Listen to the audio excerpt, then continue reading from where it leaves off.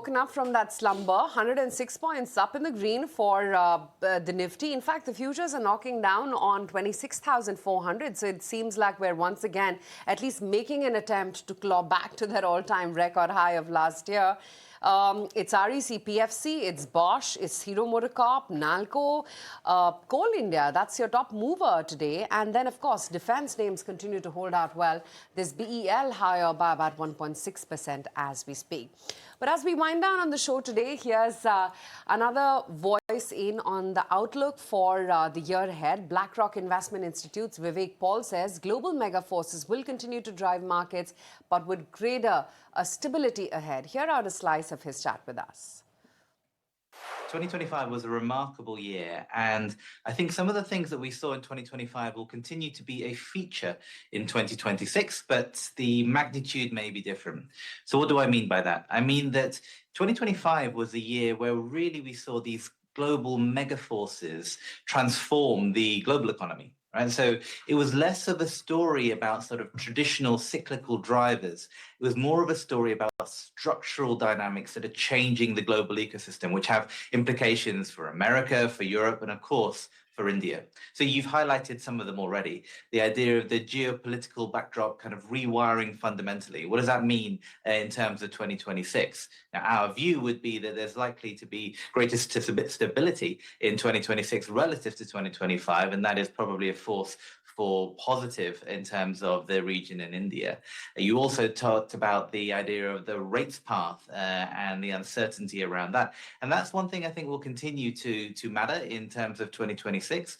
And I think we're going to see more of a divergence internationally with regards to the policy path. You always expect a difference between emerging markets and developed markets to some degree, but I think it'll be interesting to see how that starts to kind of vary even further. So as I look to 2026, I think the continuation of 25 is the idea that these global megaforces dominate. And I've talked a little bit about geopolitics already. I think one thing that I think is particularly relevant to India and the outlook in India is the idea of the future of finance evolving. India really is at the epicenter of this. It's at the forefront of this. It brings more and more people into the financial ecosystem. And that's part of the reason why I think despite recent cyclical weakness, when we look at the structural dynamics in India, it's a case to hold above benchmark weights when it comes to Indian equity. Interesting. You said that, geopolitics always had an influence on the way markets have moved. But trade was for the first time, or tariffs were for the first time were brought in as a, I would say, a big factor in the way flows are going to go about in global markets, especially to the emerging markets there. Do you see tariff debate to continue into 2026, given the fact that not many countries have signed on so far, including India, and there is a Supreme Court ruling pending in the US, and that would again take the entire narrative of tariffs going into the first half of 2026? Yeah, so you've touched upon some really interesting points. I think the idea of this continued uncertainty around tariffs in terms of the domestic ability to enforce them, and also the international kind of landing zone in terms of the trade deal struck, then that will be something that could continue to weigh on sentiment, on businesses kind of having clarity in terms of the investment plans they wish to deploy.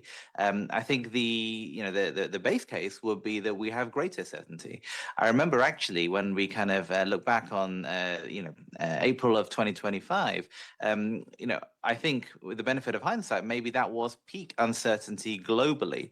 Now, it doesn't mean that that's a sort of straight line down, but I think it does mean that 2026 should be one where we see less of an impact from the dynamics you're talking about.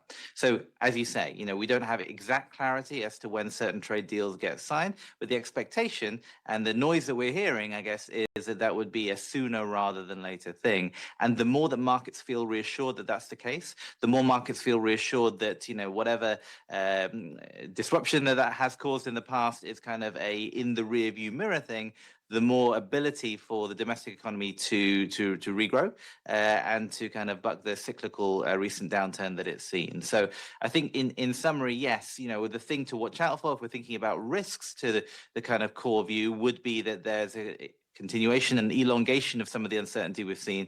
But I don't think that's the base case. I think the base case is that we see greater resolution in the short order, which means that 2026 is a story where we're looking back on this as a major source of disruption.